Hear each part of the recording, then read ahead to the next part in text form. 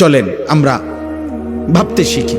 আল্লাহ তাআলা আমাদেরকে নতুন করে আবারও ডাকতেছে, বান্দা মাহে রমজান আমি তোমাদের সামনে নিয়ে আসতেছি, তোমাদের এখন দরকার শুধু দোয়া করো, আল্লাহ রমজান আমারে দেখাইয়েন, রমজান পর্যন্ত পৌঁছাইয়েন। আর প্রত্যেকটা বাবা ভাই, পুরুষ নারী, জওয়ান বুড়া, সবার কাছে আমার অনুরোধ, রমজানকে টার্গেট করে নিজের জীবন পরিবর্তনের জন্য আপনি সিদ্ধান্ত নিন। আল্লাহ কোরআনে ওয়াদা দিছে, বান্দা একটা মাস রমজান তুমি যত্ন নিয়া রমজান মাসটা কাটাইবা, সবগুলো গুনাহ ছেড়ে দিবা, আমি আল্লাহ তাআলার হুকুমগুলো পালন করবা।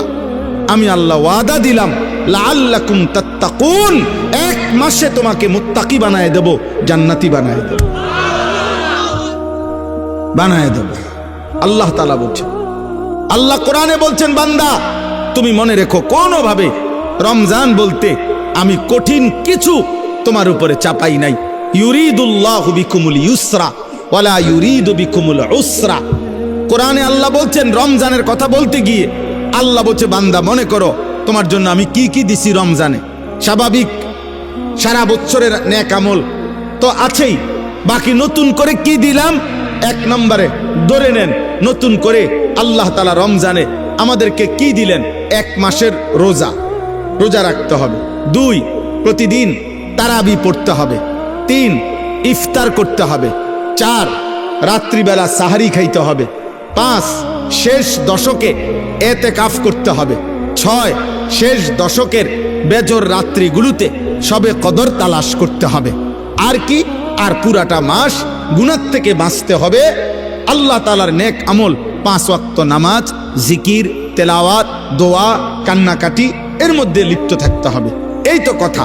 আল্লাহ তাআলা বলেন, বান্দা বিশ্বাস করো, এই যে যা যা দিছি আমি, ইফতার, সাহারি, এতেকাফ, তারাবি, রোজা, নামাজ, আল্লাহ বলে বান্দা বিশ্বাস করো, আমি এই বিধানগুলো সাজাইতে গিয়া, দিতে গিয়ে আমি আল্লাহ নিজে তোমার সহজ যেন হয়, কষ্ট যেন না হয়, আমি আল্লাহ কসম নিজে খেয়াল করেছি। ইউরিদুল্লাহু বিকুমুল ইউসরা, আমি আল্লাহ চেয়েছি তোমার যেন সহজ হয়। ওয়ালা ইউরিদু বিকুমুল উসরা, আমি আল্লাহ তাআলা তোমার জন্য কঠিন হোক এটা চাই নাই। প্রথম যেভাবে বিধান শুরু করছি নবীজির জামানায়, প্রথম রোজার শুরু, রমজানের শুরু, ওইখান থেকেও আমি বান্দা সহজ করতে করতে করতে বর্তমানের অবস্থায় আনছি। শুধু কমাইছি, বাড়াইছি না, শুধু কমাই আনছি। সংক্ষেপে বলি, প্রথম রাসূলুল্লাহ সাল্লাল্লাহু আলাইহি সাল্লামের জামানায় রোজা এর বিধান ছিল কি? এর বিধান ছিল, মৌলিক নিয়ম ছিল যে নবীজির জামানায় প্রথম রমজানের রোজা রাখার নিয়ম ছিল সুবহে সাদিক থেকে, মানে সকালবেলা যেই ভোরের টাইম, সুবহে সাদিক থেকে রোজার টাইম শুরু হইতো। সন্ধ্যা হইলে, সূর্য ডুবলে, মানে আমরা যখন ইফতার করি তখন ইফতার খাওয়ার অনুমতি ছিল। কিন্তু তখন রোজা ছিল কেমন? মানে আমাদের নবীজির জামানায়, সাহাবাদের জামানায় রোজার বিধান ছিল এরকম যে সন্ধ্যা হইলে ইফতারির টাইমে যতক্ষণ পর্যন্ত সজাগ থাকবে, মানে আরেকবার ঘুম না যাবে, ততক্ষণ পর্যন্ত আপনার সে খাবার দাবার, স্ত্রীর সাথে মিলামিশা সব করতে পারবে। কিন্তু সন্ধ্যার পর থেকে নিয়ে যখনই ঘুমায় যাবে, ঘুম আইসা গেলে নতুন রোজা শুরু। মনে করেন এখন যদি সন্ধ্যা 6টা বাজে ইফতার করলাম, এখন সজাগ যতক্ষণ, খানার টাইম এতক্ষণ, বুঝেন নাই হিসাবটা? সজাগ যতক্ষণ এতক্ষণ। 8টা বাজে ঘুমাই গেছে, রোজা শুরু। বা মাগরিব পড়ে বলে কদ্দুর শরীরটা ভাল লাগতেছে না, সারাদিন ব্যস্ত ছিলাম, একটু শুইছে, রোজা শুরু। এটাই ছিল বিধান, এটাই নবীজির জামানায় ছিল।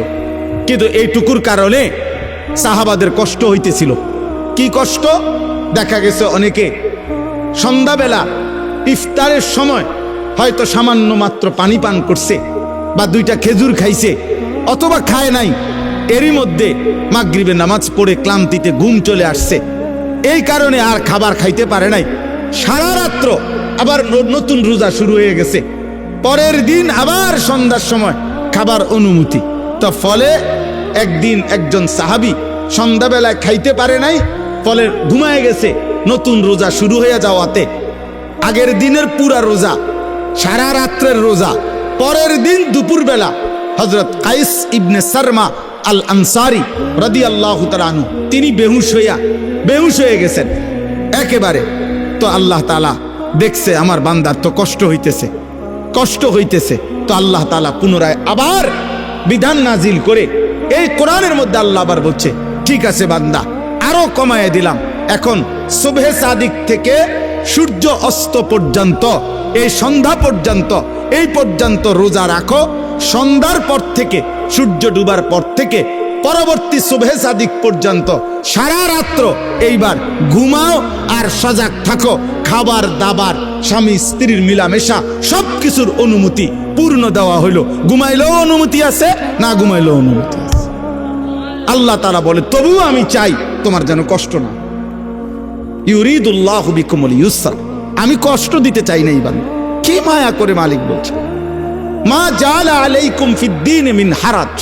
আল্লাহ বলে, বান্দা দ্বীনের নামে, ইসলামের নামে, কোরআনের নামে, শরীয়তের নামে, বিধানের নামে আমি আল্লাহ তোমাদের উপরে একটা কষ্ট আমি দেই নাই।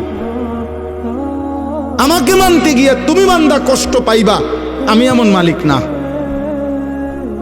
আমি রাউফ, আমি রাহিম, আমি রহমান। আমি সব জানি আমার বান্দার ভেতর বাহির, যোগ্যতা কদ্দুর, দুর্বলতা কদ্দুর, সক্ষমতা কতটুকু। আমি যুবকের আর বৃদ্ধের হুকুম বরাবর করি নাই। আমি আল্লাহ তাআলা এরপরে দেখেন, আল্লাহ বলছে বান্দা আচ্ছা ঠিক আছে, এরপরে আরো শোনো।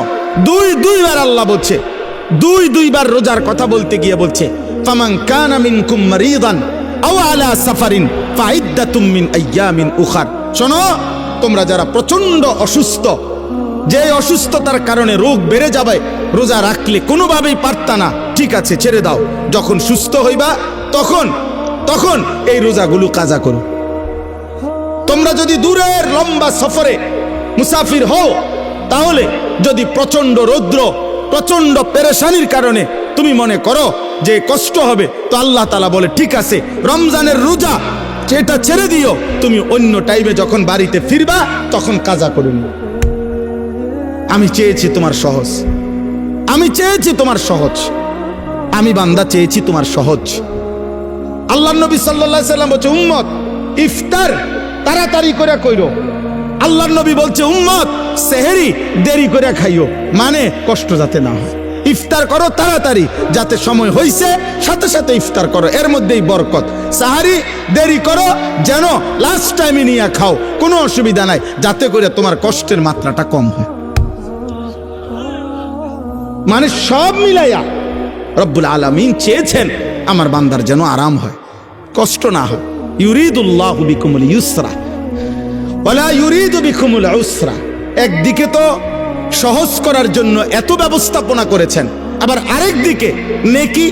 আল্লাহ তাআলা যেন বললেন, রমজানের এক একটা মুহূর্ত আমি স্বর্ণের দামে না, রৌপ্যের দামে না, মণি মুক্তার দামে না, বরং আসমান জমিনটাকে যদি 112 দাম ধরো, আসমান জমিন পুরা সৃষ্টির, সেটার যেই দাম আসবে, আল্লাহ বলে তার চাইতে কোটি গুণ বেশি দামে আমি রমজানের এক এক মুহূর্ত তোমাকে দিলাম।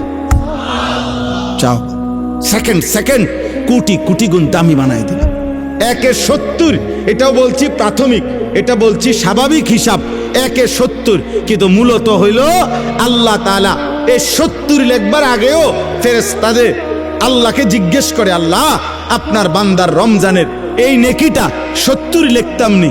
আল্লাহ বান্দার দিকে তাকাইয়া যখন দেখে গুনাহ থেকে মুক্ত, আল্লাহর জিকিরে তার জিহ্বা ভিজা, আল্লাহর মহব্বত তার কলিজার মধ্যে, সুন্নাত মোতাবেক তার জীবন, আল্লাহ তখন বলে না 70 না, 700 লেখো, 700, 7,000 লেখো, 70,000 লেখো, 7 লক্ষ লেখো, 70 লক্ষ লেখো, 7 কোটি লেখো, 70 কোটি লেখো, 70,000 কোটি লেখো।